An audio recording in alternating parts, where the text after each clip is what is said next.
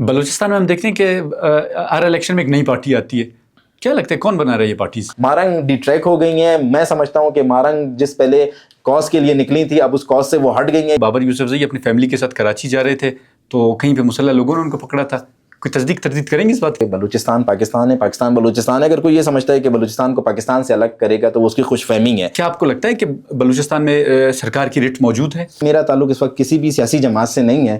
میں ایک آزاد سیاسی کارکن ہوں. عمران خان کو اب کبھی آپ اپنا لیڈر کہتے تھے اور ڈائی ہارٹ فین ہوا کرتے تھے. کیا وجہ ہے ایک پریس کانفرنس میں آپ نے ان پہ آرٹیکل 6 لگانے کا مطالبہ کیا؟ ہماری یوتھ کے پاس کوئی امید نہیں ہے. یوتھ کو انگیج کرنا ہوگا آپ کو. عملاً کتنے لوگ ہیں جو ٹربیونلز میں گئے؟ آپ بھی بات کرتے ہیں، میں بھی بات کرتا ہوں فارم 45 پہ، فارم 47 پہ. میں بھی الیکشن لڑنے کا خواہش مند تھا. میری بھی خواہش تھی کہ میں الیکشن لڑوں. میری کسی کے ساتھ ذاتیات نہیں ہے. میں اپنے صوبے کے لوگوں کی بات کرتا ہوں. بسم اللہ الرحمن الرحیم. السلام علیکم ناظرین. آپ کا میزبان ایک نئے مہمان اور ایک نئے پوڈ کاسٹ کے ساتھ آپ کی خدمت میں ایک مرتبہ پھر سے حاضر ہوا ہے.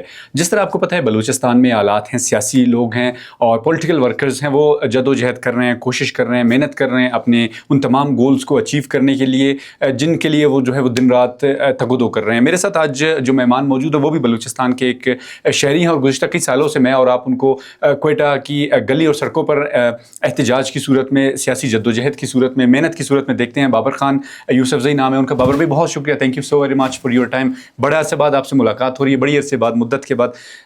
کہاں تھے، کیا صورتحال تھی؟ بالکل غائب ہو گئے. وزیر اعلیٰ جب قدس بزنجو صاحب کے ترجمان تھے اس کے بعد سے کہاں تھے، نظر نہیں آ رہے تھے. بسم اللہ الرحمن الرحیم. دانش آپ کا شکریہ، آپ کے چینل کا شکریہ. آپ نے مجھے موقع دیا، آپ نے مجھے عزت بخشی.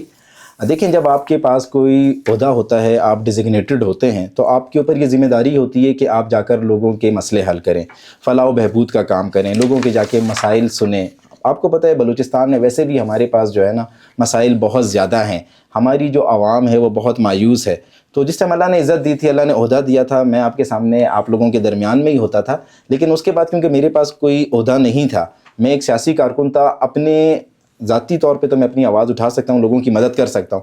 لیکن جب میرے ساتھ ریاستی مشینری نہیں ہوگی، میرے ساتھ جو ہے حکومتی مشینری نہیں ہوگی، حکومتی سپورٹ نہیں ہوگی، تو میری آواز جو ہے وہ انڈیویجول بابر یوسفزئی کی آواز سمجھی جائے گی. تو اس لیے میں تھوڑا جو ہوں سائڈ پر تھا، اپنا سوشل ورک کر رہا تھا، اپنے علاقے میں لوگوں کے مسائل حل کرنے کی کوشش کر رہا تھا.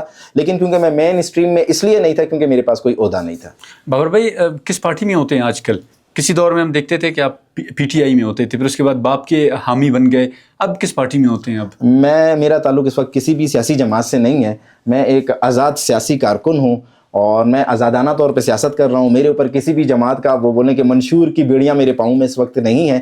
میں اپنے طور پر پاکستان کی اور بلوچستان کی خدمت کرنے کی کوشش کر رہا ہوں. عمران خان کو اب کبھی آپ اپنا لیڈر کہتے تھے اور ڈائی ہارٹ فین ہوا کرتے تھے. کیا وجہ ہے ایک پریس کانفرنس میں آپ نے ان پہ آرٹیکل 6 لگانے کا مطالبہ کیا؟ میں عمران خان کا جماعت کا بالکل ان کا کارکن بھی تھا، ان کا ڈائی ہارٹ سپورٹر بھی تھا. پھر اللہ نے مجھے عزت بخشی، میں ان کی جماعت کا سیکرٹری انفارمیشن رہا، ترجمان رہا، ان کا کور کمیٹی کا ممبر رہا. لیکن دیکھیں، میں ہمیشہ ایک بات کرتا ہوں کہ ہم سیاست تب کرتے ہیں جب ہماری ریاست محفوظ ہوتی ہے. اگر کوئی شخص ہماری ریاست کے اوپر انگلی اٹھائے، کیچڑ پھینکے، تو میں اس شخص کے ساتھ نہیں رہ سکتا. میں نے عمران خان سے اپنے راستے اس لیے الگ کیے کہ انہوں نے ریاست کے خلاف باتیں کرنا شروع کر دی تھیں، ہمارے ملک کے ایسے اداروں کے خلاف جو ہماری سلامتی کے محافظ ہیں، ہماری سلامتی کے ضامن ہیں، ان کے اوپر انہوں نے کیچڑ اچھالنا شروع کر دی تھی. تو اس لیے میں نے عمران خان سے راستے الگ کیے. سردار یار محمد رند بلوچستان کے ایک بڑے نام ہیں، آپ ان کے ساتھ تھے. کیا وجہ ہوا آپ کی اور ان کے راستے جدا ہو گئے؟ کیا صورتحال تھی، کیا وجہ؟ نہیں، سردار صاحب میرے ساتھ، میرے لیے آج بھی قابل احترام ہے. آج بھی میں ان کے ساتھ رابطے میں ہوں، آج بھی وہ اور میں بات کرتے ہیں. سردار صاحب سے میرے راستے جدا نہیں ہوئے کیونکہ ہم دونوں ایک ہی جماعت میں تھے، پاکستان تحریک انصاف. وہ صوبائی صدر تھے، میں سیکرٹری انفارمیشن اور ترجمان تھا. تو صدر اور صوبائی ترجمان کا جو تعلق ہوتا ہے وہ ایسا ہوتا ہے کہ دن رات والا تعلق ہوتا ہے. سردار صاحب نے بھی پاکستان تحریک انصاف سے کنارہ کشی اختیار کر لی اور میں بھی تحریک انصاف چھوڑ گیا. تو اس لیے جو ہمارا وہ ایک سیاسی تعلق تھا وہ تھوڑا ہمارا ختم ہو گیا، لیکن ذاتی تعلق آج بھی ہمارا قائم ہے. بحیثیت سیاسی کارکن بلوچستان گورنمنٹ کی کارکردگی کا جائزہ کیسے لیں گے آپ؟ میں سمجھتا ہوں کہ 1 سال بڑا ٹف تھا بلوچستان حکومت کے لیے، بہت سخت ان کے لیے مشکلات کا بھی انہوں نے کافی سامنا کرنا پڑا. امن و امان کی صورتحال بہتر نہیں رہی، لیکن وزیر اعلیٰ بلوچستان سرفراز بگٹی کا جو ویژن ہے، میں سمجھتا ہوں کہ وہ حالات کو بہتر کر سکتے ہیں اور صوبے کے لیے ایک بہترین چوائس ہے. تو آنے والے دنوں میں حالات بہتر ہوں گے. 100 میں سے کتنے نمبر دیں گے آپ سرفراز بگٹی کی گورنمنٹ کو؟ چونکہ ہم نے آپ کو بہت دیکھا، آپ کرٹیسائز بھی ان پہ بڑا کر رہے ہیں ان دنوں. دیکھیں، میں تنقید برائے اصلاح کرتا ہوں، تنقید برائے تنقید نہیں کرتا. میری کسی کے ساتھ ذاتیات نہیں ہے. میں اپنے صوبے کے لوگوں کی بات کرتا ہوں. میں شاید ایک آواز ہوں جو کہیں تک پہنچتی ہے، کہیں تک سنی جاتی ہے. تو میں بلوچستان کے جو ایک عام بلوچستانی ہیں اس کے مسائل پہ بات کرتا ہوں، اس کے حق کی بات کرتا ہوں. جہاں تک نمبر دینے کی بات ہے، میں سمجھتا ہوں کہ ابھی تھوڑا یہ وقت جلدی ہے، ابھی اس ٹائم ہم انہیں مارکس نہیں دے سکتے. اس وجہ سے نہیں دے سکتے کیونکہ جیسے ہی وہ آئیں، آپ دیکھیں لا اینڈ آرڈر کی سچویشن بڑی خراب ہو گئی ہے. ان کی یہ نیت ہے کہ وہ چاہتے ہیں کہ چیزیں بہتر ہو، ان کے پاس ایک ویژن ہے، پڑھے لکھے ہیں، اس سے پہلے تجربہ کار ہیں، صوبے کے وزیر داخلہ رہے ہیں، وفاق میں انٹرم میں وزیر داخلہ رہے ہیں. اس وقت ایز اے چیف منسٹر جو ان کی جو باتیں ہیں وہ بڑی اٹریکٹیو باتیں ہیں. وہ کہتے ہیں میں کرپشن نہیں ہونے دوں گا، میں نوکری نہیں بھیجنے دوں گا. بلوچستان کے لوگ، بلوچستان کی یوتھ یہی چاہتی ہے کہ ایسا چیف منسٹر آئے جو نوکری نہیں بھیجنے دے، جس سے لوگوں کو روزگار ملے. تو میں سمجھتا ہوں کہ ایز اے چیف منسٹر اگر یہ لا اینڈ آرڈر کے حالات نہیں ہوتے تو ان کی پرفارمنس بہت اچھی ہوتی، لیکن لا اینڈ آرڈر کی وجہ سے تھوڑی سی جو ہے ان کی پرفارمنس ڈسٹرب ہوئی ہے. لیکن ابھی بھی میں انہیں جو ہے نا 100 میں سے آؤٹ آف 60 مارکس دوں گا. بابر بھائی، مارکیٹ میں ایک بات بڑی وائرل ہے، شاید آپ تصدیق و تردید کر لیں. یہ بات کہی جاتی ہے کہ بابر یوسفزئی اپنی فیملی کے ساتھ کراچی جا رہے تھے تو کہیں پہ مسلح لوگوں نے ان کو پکڑا تھا. کوئی تصدیق تردید کریں گے اس بات کی؟ جی بالکل، میں فیملی کے ساتھ میں ٹریول کر رہا تھا کراچی. تو جیسے آپ کو پتہ ہے کہ بلوچستان کے آج کل حالات خراب ہیں، ناکہ بندی ہوتی ہے جگہ جگہ پر.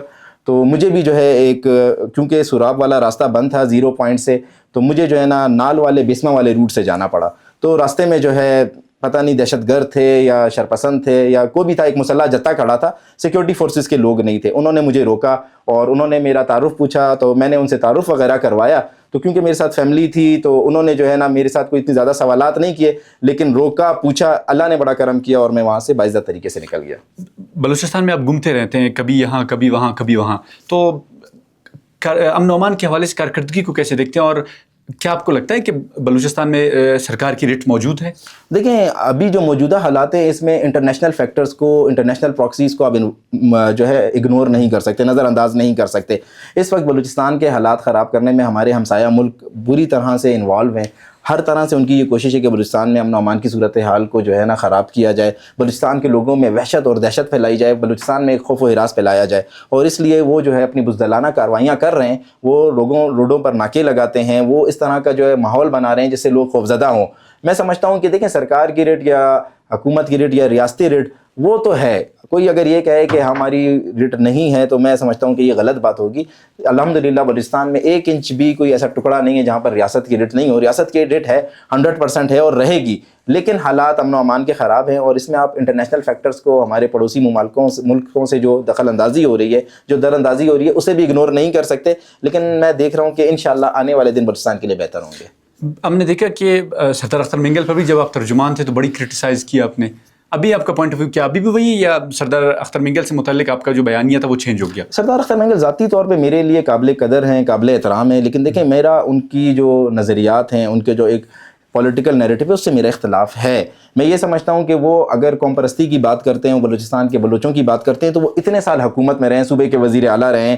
اب جو گزشتہ حکومت تھی 2018 سے لے کر 2021 تک، اس میں وہ پی ٹی آئی کے اتحادی رہے وفاقی حکومت میں. ان کے 2 وفاقی وزیر تھے، تو انہوں نے کیوں ڈیلیور نہیں کیا؟ میرا یہ ان کے ساتھ ذاتی اختلاف نہیں لیکن سیاسی اختلاف ہے کہ انہیں بلوچستان کی عوام کے لیے جو وہ نعرے لگاتے ہیں تو انہیں ڈیلیور کرنا چاہیے تھا. وہ گزشتہ 40 سالوں سے جو ہے نا پارلیمنٹ کا حصہ بنتے آ رہے ہیں، پارلیمنٹ میں ہوتے ہیں، حکومتوں میں ہوتے ہیں.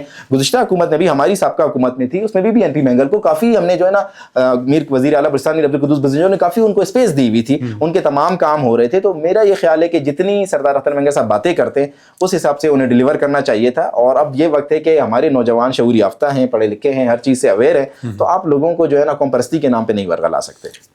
آپ کو کیا لگتا ہے مولانا ہدایت الرحمان گزشتہ روز جس سیٹ پہ آپ بیٹھے ہیں تو وہ یہاں پر بیٹھے ہوئے تھے، وہ کہہ رہے تھے کہ بلوچستان میں سیاست کی آزادی نہیں، بولنے کی آزادی نہیں، بہت ایسی چیزوں کا انہوں نے گنوایا کہ ان تمام چیزوں کی آزادی نہیں. بحیثیت سیاسی کارکن اتنے سالوں سے آپ سیاست کر رہے ہیں، کیا آپ کو لگتا ہے آپ ان کی باتوں سے اتفاق کرتے ہیں؟ بالکل اتفاق نہیں کرتا. اگر وہاں پر سیاست کی آزادی نہیں ہوتی، بولنے کی آزادی نہیں ہوتی، ایک تحریک چلانے کی آزادی نہیں ہوتی، مولانا صاحب اتنی بڑی تحریک جو انہوں نے حق دو تحریک چلائی، انہوں نے کیسے چلائی؟ پھر وہ یہ بتائیں کہ ان کے ساتھ کون سی جو ہے نا قوتیں کا ان کے ساتھ ملوث تھیں کہ جنہوں نے اتنی بڑی تحریک چلائی. دوسری بات، مولانا صاحب آپ کو پتہ ہے اب جس حلقے سے جیت کر آئے، اس حلقے میں جو ان کے جو اپوننٹ تھا، جو مخالف تھا، اس کا نام ہے میر حمل کلمتی، جو 3 نسلوں سے وہاں پر سیاست کر رہے اور ہر دفعہ وہاں پر ایم پی اے بنتا ہے. تو مولانا صاحب کیسے وہاں سے ایم پی اے بن گئے؟ سیاست کی آزادی تھی، تحریک چلانے کی آزادی تھی، بولنے کی آزادی تھی.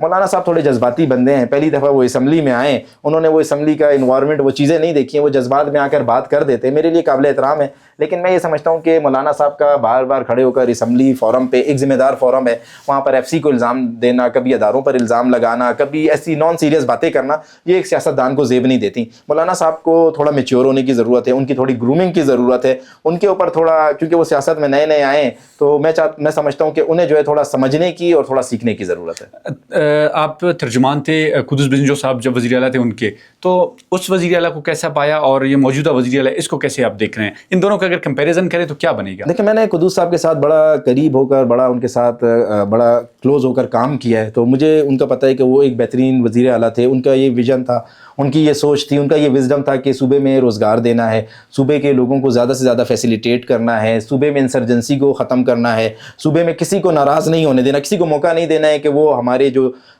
بیرونی ممالک دشمن بیٹھے ہوئے ہیں وہ ہمارے اوپر انگلی اٹھائیں یا ہمارے اوپر ہنسیں.